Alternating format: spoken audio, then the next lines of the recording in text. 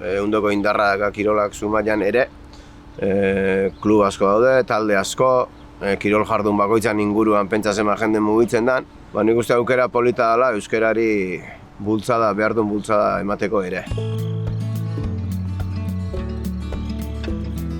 Kirola egiten du jendia elkartu, kirol jakin batzuen inguruan, eta soziolinguista asko esate dute, aisialdian euskeran erabilera indartzeko aukera ona kirola dela, kiroltzaldietan, euskera, erabiltzea, hitz egitea, euskaraz hitz egitea, eskoletatik kanpo, pixka irakaskuntza arautu horretatik kanpo aisialdian, kirolak hor leku garrantzitsua betetzen du.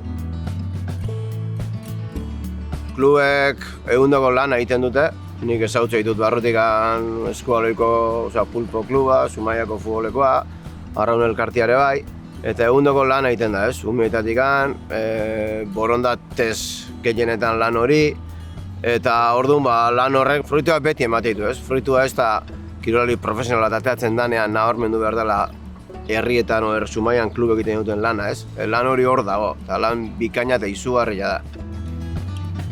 Klub bakoitzan errealitatea ezberdina da, errealitate hori uztartu inberko da udalak egin dezakenakin, eta barrez.